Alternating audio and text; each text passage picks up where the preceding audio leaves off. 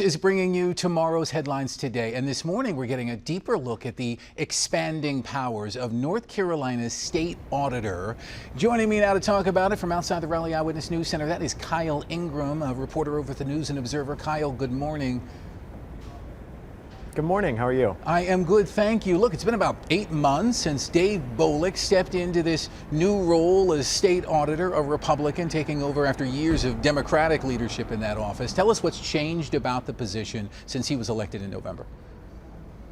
Yeah, ever since his election, Republican lawmakers have steadily added new powers to this office. Before Bolick even took office, Republican lawmakers passed a bill giving him the power to appoint members to North Carolina's state and local election boards. Now, this is a power that has been with the governor for over 100 years, but now resides in the auditor's office, and he's used that power to appoint Republican majorities to all of those election boards. The legislature has also added new powers to his office that give him more access to state databases, and they've created an entirely new DOJ-like division named after Bolick called Dave, which is set to recommend job cuts or even potentially full agency cuts within the state government. It's not called Doge, it's called Dave. Lots of news coming out of the state auditor's office. You recently sat down with Bolick. What did he have to say about some of the notable audits and investigations coming out of his office right now?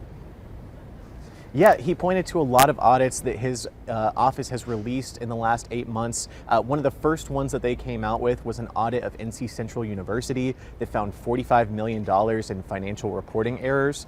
He's also released a long-awaited audit on the North Carolina DMV. This is an agency that has been beleaguered for years with misconduct allegations, gridlock, long wait times, and his audit actually recommends separating the DMV from the Department of Transportation, making it its own separate agency.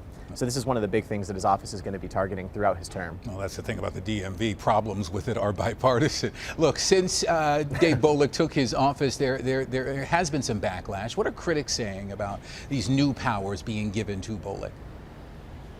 Yeah, Democrats say this office was held by Democrats for 16 years and never got this level of attention. There was never this effort to add new powers onto it like there is now with Bolick.